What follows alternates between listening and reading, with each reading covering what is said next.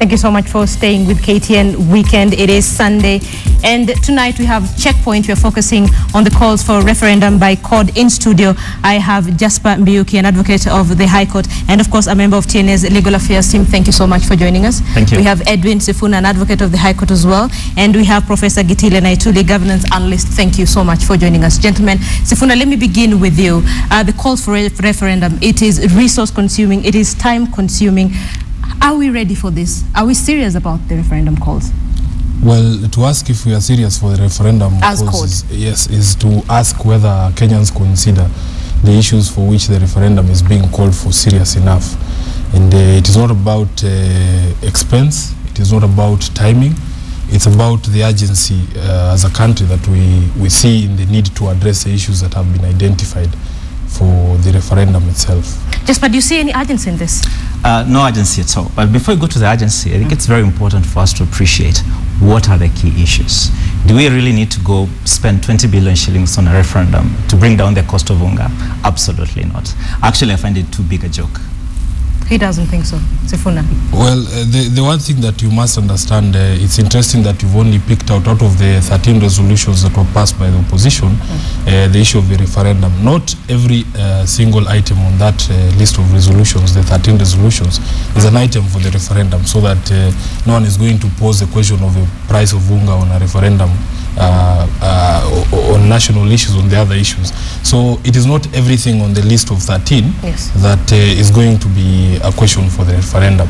We are going to identify the issues that actually can go to Mwananchi, issues to do with the devolution, for instance, or the questions of on... What about devolution? So just hold on. So out of the 13, how many can you put through a referendum? In my mind, maybe up to 3 issues. For instance, on the issue of devolution, that is an issue that can be put to the referendum, because we have seen certain leaks in the document that we have that are being utilized as loopholes to actually stifle devolution. For instance, on something like the percentage of national resources that have to be allocated to the county governments.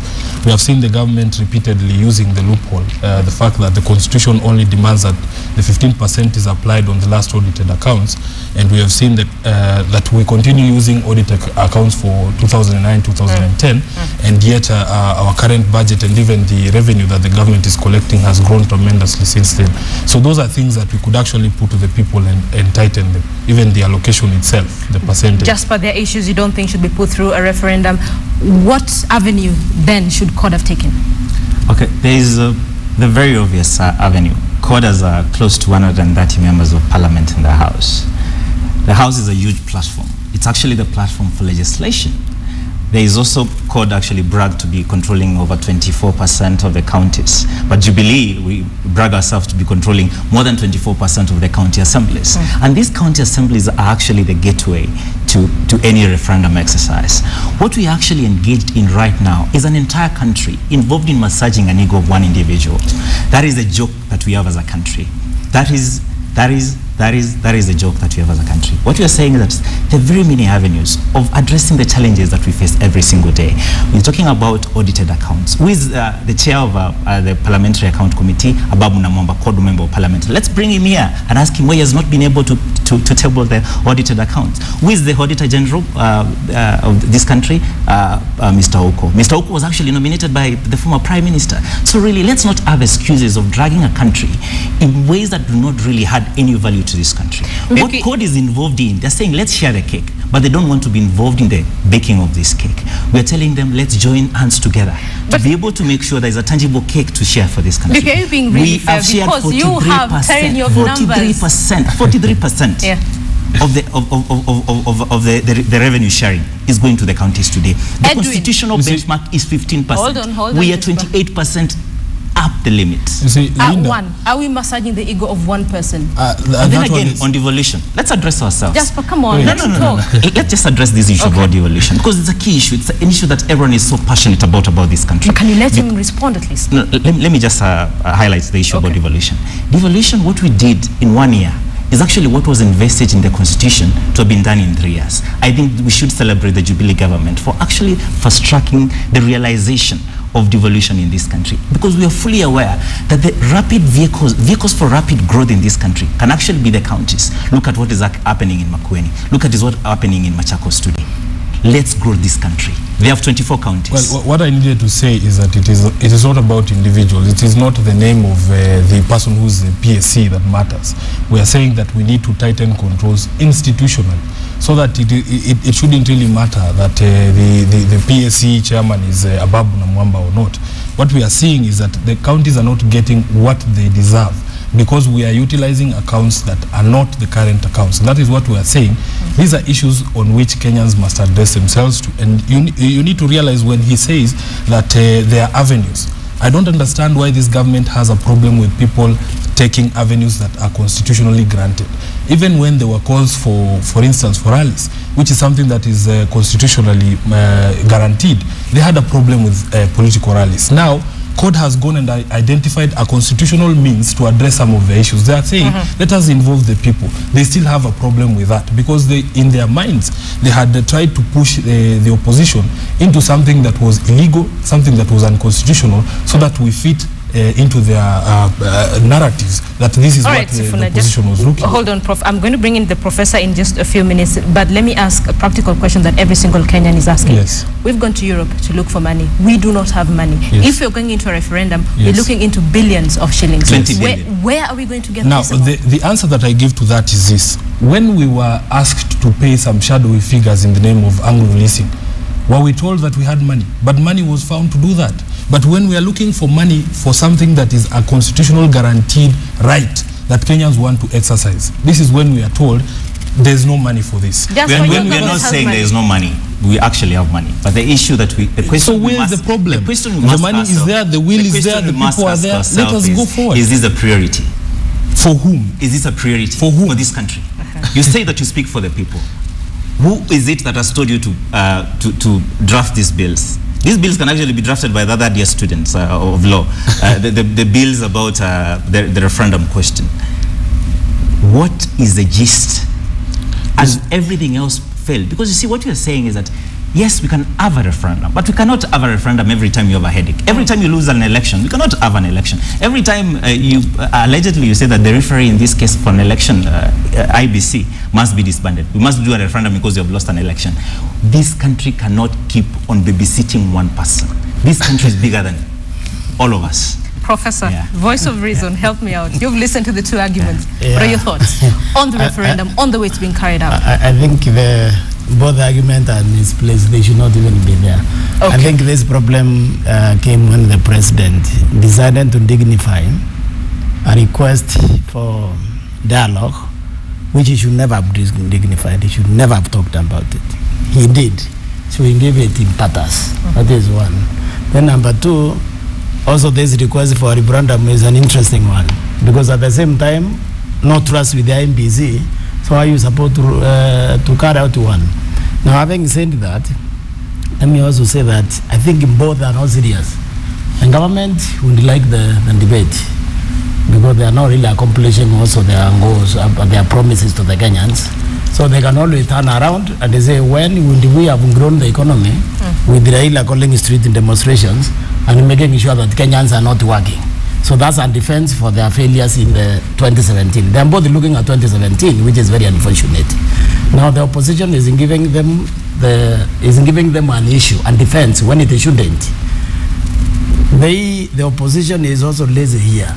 Since the parliament was convened, they are talking about corruption. They have not tabled a bill tightening for example, the Leadership and Integrity Act. Sealing the loopholes in that act, tightening the economic crimes, the Anti-Corruption and Economic Crimes Act, even proposing firing squad if it is necessary. Then if it is defeated in Parliament by so-called deterrent of numbers, then they can come to us. They can say, you see, we propose this, they must own their numbers because they support the corruption. Now we would like your support in order for us now to implement this agenda. Yeah, because they have not done that. Professor, that brings in a very interesting perspective as well. We're looking at security. Yeah. We do not have a unified approach on security. One party says this, the other party says this. The other one says that. And this is really the problem. The budget was in Parliament the other day. The opposition ought to have tabled their own budget. if they are disagreeing with the one which is the government is putting. Now the security, you see, this government has to be careful, because in my opinion is dismantling this country piece by piece. Security, when the opposition wanted to move on Lenku, the tribe came in. So you cannot check in government because the tribe will interfere. You know, there are some matters that really ought to be separated with our tribal politics. Just by let's look at the gains that we made collectively as a country. Even bills that have been sponsored by core members of parliament. Let's look at the VAT amendment bill by Bandi, for example. This is the bill that actually zero-rated VAT on fishing nets, the milk. You know, these are bills that are actually supported by everyone in parliament. Yeah. If there's anyone that touches the lives of our Kenyan people, we have seen it on the floor of the House, of the 11th House, members coming together and getting a bipartisan approach to this issue. Look at the climate change bill again that is actually before the House by a core member of parliament. It has received overwhelming support. Yes, but the what you're saying is that the issues that are being addressed by CORD are not actually issues that touch on the lives of Kenyan people. Security. That is biggest, not a single day have they given us a parallel solution to the security. That is your job. That is your job. That is the platform. It is our job. It is our job. But we cannot be able to solve a problem of 50 years in 1 year. When security is becoming a problem. In 1 year, we have done the following. We have motorized our police forces. 1 year, 1,500 vehicles. 1 year, we have actually changed the entire structure. Let me intervene. Including numbers in our police. Let's celebrate the things we do. Professor. Now, you see, we can talk about how many vehicles we buy when people are attacked by a group of whatever they are. Then they call the police. Continuous attacks. And then they call the police. They have the time to tie. And that is why we have brought up a digital communication system. Hold on. No. Listen. It does not matter when thugs can come to a village and they have the time to tie people and then to kill them. It means they are not afraid of the police because they know it will not come. And these people, you see, they are very scared. They are caught. They wait for these people to go, and then they come and tell us they are now looking for them. There is no engagement. The police is supposed to engage these people in minutes, especially now that we are at war. Okay, so there is a problem, and then after that, nobody loses his job. Linda, Sifuna, you're not giving us. There is no accountability. People have lost their jobs. People have lost their jobs. Immediately, we had the first Lamu massacre. What happened was, people you need to let the left. But you needed to allow me to respond to the key issue because it's a matter of facts. Go. All right. Immediately we had the Lamu, we lost 48 lives. Soon after that, people were fired. There was an attack the following day. Down in Lamu. Because there's been this culture in government where everyone says, especially career civil servants, say that you people are passing cloud. Kibaki met us here, Kibaki has left us here. And therefore, progressively, we need to hold everyone that receives briefs accountable. And that is what happens. Anyone who had received the intelligent brief in Lamu was actually fired. Was actually fired. Simply because we have to fight this culture of impunity from where it actually starts. Okay, but because then look, another minister will come. How will that solve the problem? All right, but let's look at the facts. People were fired. Absolutely. A few days down the line, more people died. Linda, so what are the effects if I may just come in here, and you see, I have said here before that the government has a very low opinion of our collective IQ. They think we're all idiots. For instance, when Jasper talks about motorizing the police force, the report by the control of budget showed that the presidency, one office in this country, spent 15 times more on motor vehicles than the combined security forces.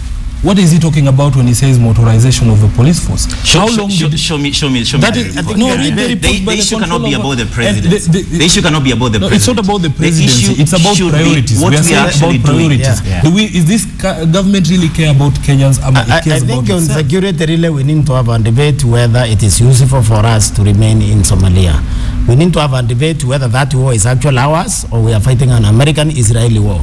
Because as long as the conflict remains in the Middle East, and it will remain, the conflict with the Arabs and the West, and by extension the Muslims, will continue.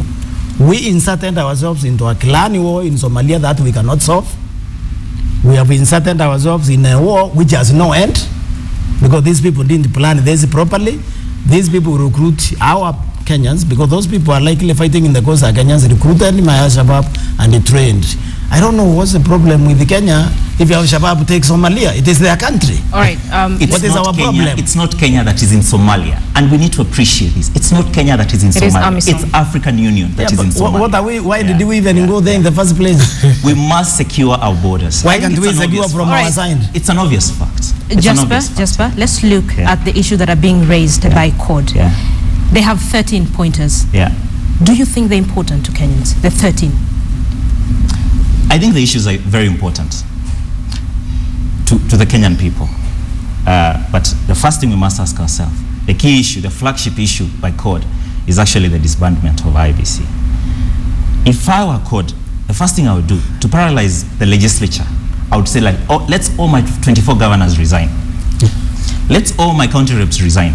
We control 25 county assemblies in the country. They control 22. Let all the county reps resign. Let all the members of parliament resign. That way, they can have the legitimacy of touting for the disbandment of IEBC. But we cannot have this culture. Every time you lose an election, we must disband an election. We must disband a body. Okay. Supreme Court must be disbanded because they rule in favor of an individual. Jasper, really, we must have a culture of nurturing knowledge, experience in our constitution. IEBC is just one of the issues. Sifuna, the professor says CORD is actually bringing out the issues, but you're not giving alternatives. What are the solutions then? What are the issues? The first thing is, what are the issues? Give me a chance to also, what are the Jasper, issues? please let him talk. Yes. What I was saying, Linda, is this. We have been trying to explain to Kenyans that this constitution anticipates that where there's a growing frustration with elected members to solve the problems, it has given us a mechanism of always going back to the people who are the sovereign to look for solutions for those problems. So if you look at the example of the referendum, it is one of the best examples of the exercise of the sovereignty of the people under Article 1 of the Constitution. Because at this particular stage, we are saying we really don't care what the members of parliament are, because they have had more than enough time. We don't care what the government is going to say. They have had more than enough time to address some of these issues. But they have failed to address those issues. What issues? So we are going back to the issues that have been identified that have been called over dialogue. For instance, insecurity, the high cost of living, devolution and the constitutional inclusivity in public appointments. All of those issues have been articulated and people have been asked to discuss them, but they've said no. Edwin, it looks like all CORD is doing is complaining. You're not giving solutions. When you say you need to go back to the people, those are not practical solutions. You need to come up with practical solutions and say, our issues are 13. This is how we think this should be sorted out. I agree with you, and we need to go back to how this process started. This process started by us saying the following issues have become too much for this country. What are the solutions? Yes, that's what I'm trying to explain. I'm saying the call was, can we have a national sit-down for everyone to discuss those problems, to find solutions, because the CORD leadership says very clearly. Linda, I think I will need your protection to make my point. I will need your protection to make my point. I'll come back to you in just a few minutes. Yes, because you see, I think we have a very acute case of amnesia by some of our colleagues. This debate was started by the opposition saying, these problems have become too much. Can we organize for a national sit-down by all stakeholders, recognizing that the solutions might not be with Jubilee or with CORD, but they might come from a member of the media, they might come from a representative of civil society. We need to have a national sit-down so that we discuss the 5 issues that have been identified. How do we go about the issue of insecurity? Where is the government failing? Where is the difficulty they are going through? But that opportunity was squandered. Nobody wanted to utilize that particular constitution. Hold on, Jasper. But then you realize that opposition is a government in waiting. You must have some practical solutions. In this particular atmosphere that we operate in, the political atmosphere that we operate in, it doesn't matter how good your idea is. I'll give you an example. I'll give you an example. Between these two lawyers, just 1 minute. If I can just give you one example. Gentlemen, both of you, give me a few minutes. Professor. Yeah, just a minute. You know, you mentioned something about this appointment, second appointments. Have you taken any of them to court? Okay? Because when the appointments are broken, the law is very clear on how they should be done. Yes. We should be strengthening the institution that we have set up. Yes. because they are just new, and the way you train is to challenge the illegality. And that's in what a I'm court saying. of law. That has not been done. But it is not the only avenue that is provided for No, Let him finish. I'm just giving an example. Yes. Let me finish. Since the government was constituted, the country expected the opposition to have central cabinets, okay? To be shadowing the ones working in government. That has not happened. Where is the central cabinet for finance? We don't have. Let me Where ask is you. for security? Let me ask what you. I'm saying, the opposition need to be responsible here. Yes. Because you see, government is always a very dangerous institution to the public. In fact, people are happy. Kenyans are happy when the government is quarreling because they can't steal, they can't rob us. Now, the opposition is not helping us because it's not proposing programs intended to strengthen existing institutions that we have created under the new constitution. Because we need this institution strengthened. The problem is this: any proposal that you want to make on a policy has to be made through parliament. That is where we are. And the issue of shadowing. You taken an bill. Just hear me out. I listen to you. The problem that we have with the current setup is that many of those people you are saying we should shadow do not even actually sit in parliament. Those are the cabinet secretaries, as opposed to what we used to have before. And even if you look at the standing orders themselves and the time allocation that we have, they are ranking members of the House who have priority, who have time to actually articulate some of these issues. But the ordinary members of parliament who you might appoint as a shadow CS for education, for But instance, cabinet secretaries can now sit in parliament. that is just after this amendment that has been made. They are being granted time to answer questions in parliament. Linda, I call it the coalition of excuses. Shadow cabinet really does not necessarily have to be members of parliament, because they can actually have people outside parliament who actually profile their policy position. But at It's the an end of the obvious day, fact. Number two, they have said that they have tabled quite a number of bills. How many bills have they tabled in parliament, other than the bill on giving our children contraceptives, for example? no, you've just given two examples yourself. Number two, Today. the bills that have been tabled by members of CORD in parliament have actually, most of them have actually been supported by the Jubilee side of the House, for example. The flags and national emblems bill was tabled by Halwale. Let's proceed to the issue. They're talking about insecurity. What do we need to do to address the insecurity issue?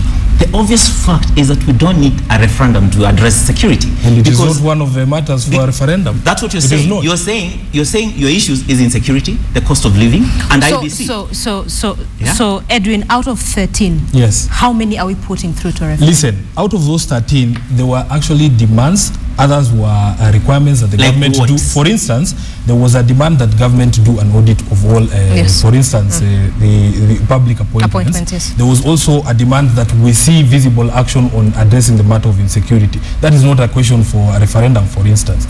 So the questions for a referendum would be the issues to do, for instance, with devolution and the IBC.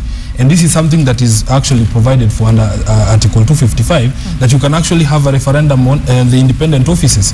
This is something that we have seen cannot be done through parliament. It cannot be done through any other avenue. But we are going back to the people and saying, what do you think about this? And it is something that even Jasper will have a say on. If he sees that it is not something that he doesn't support, all he has to do is cast his vote. I don't know what he's scared about. Linda, there's no one who is scared about a referendum. If you look at our performance in the previous elections, you realize that we had more than 25% in 34 counties in this country. Polled a poor 20 counties. But again, to the very obvious facts, we have to appreciate that the drafters of this constitution and Kenyans collectively envisaged a situation whereby they can be able to have a say on various issues. And Article 255 of the Constitution is very clear on issues that Kenyans can have a say on. One issue that Kenyan can have a say on is whether we want to extend the term of the president, for example. And then the other issue is the nature and structure of devolution. Then the other key issue Kenyans can have a say on is also on the independence of the judiciary and various other commissions, including IBC. Kenyans can also have a say in regard to the composition and also the structure of the legislature and a few other instances where Kenya can be able to directly exercise their sovereign right. But what we are saying is that let's not invoke these measures just for the sake of it. Because in this instance, you have seen my colleague, who is actually ahead of me in law school, has struggled to articulate the issues because there are really no issues at all. Sifuna? Well, those particular 13 resolutions by CORD on Sabasaba have actually been circulated widely. My friend has a copy of it. It is just, yes, you do have a copy of the resolution. It is just an effort in misadvising yourself and misadvising the country, so that one would want to argue it was very obvious they were going to pick out one issue and say this is about a referendum, oh, they want this and this and this. But all the other resolutions that are there, they're being ignored because they know that it is a call upon them to take certain actions. And really, we shouldn't be fighting over the exercise of people's rights. And when he says that those are the only matters under which, under the Constitution on which Kenyans have a say, that is a false interpretation of that Constitution. It says on any matter, if there's a what we call the popular initiative mechanism in the Constitution under Article 257, you can raise even a general suggestion that will be drafted into a bill and brought to the Houses of Parliament. And the only matters, the things that he was listing there are the ones that require a mandatory referendum, whether Parliament approves or does not approve them. But on any other issue in this Constitution, you can have a referendum if Parliament refuses to pass the particular amendments to the Constitution that the people have proposed. All you need is to get 1 million signatures. And I don't see why this is a problem for Jubilee or even the government. Professor, he doesn't see why this is a problem, getting 1 million signatures and you go for a referendum. They will probably get 1 million signatures, but in a day. I don't think they are serious about the referendum. They know that the people are not psyched enough to go into a referendum of any kind. They know also that the country is seized in a situation where we're almost in a war situation because of all these attacks, which I know they will never be able to stop them because of corruption. You know, the border between Somalia is really porous, and they cannot be defended because we have 3 defensive entry points. The rest is open. Condi knows that, so they know the terror will never stop. They also know that the situation with the economy is precarious. The tourism was actually #1 foreign earner. That has severely been interfered with. So this is where I don't know where the strategies from both teams are, especially for the opposition, because they are trying to insert themselves to take a big blame in the event that the government doesn't deliver on its promises. When they can give them time to fail. And then when they have given them to fail, then act on their failures, because they could easily say the economy they were unable to manage. They were unable to manage security. They can say that, but right now they can't. Once they insert themselves into the governance, what they are doing now, then it will be difficult for them to use that.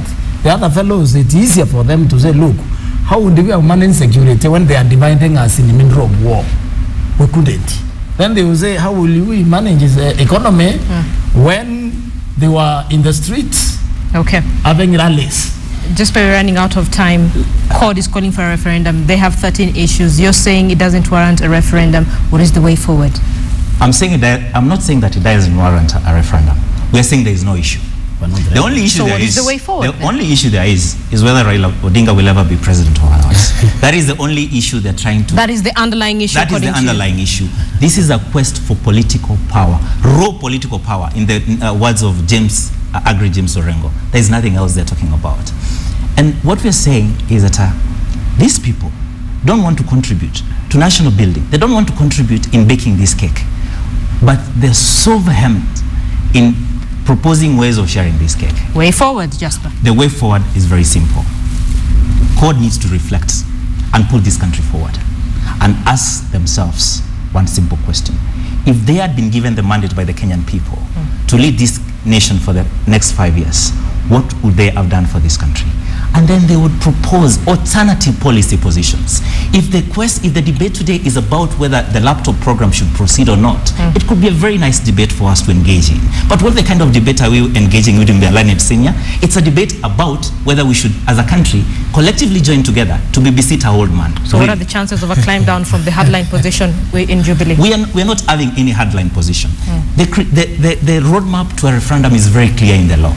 First 3 months, IBC must be able to apply their minds whether the question, the referendum question. But CORD also wants the IBC disbanded. I'm saying the law is very clear. It's only the IBC that can be able actually to conduct a referendum as it is within the Constitution. There is no other body.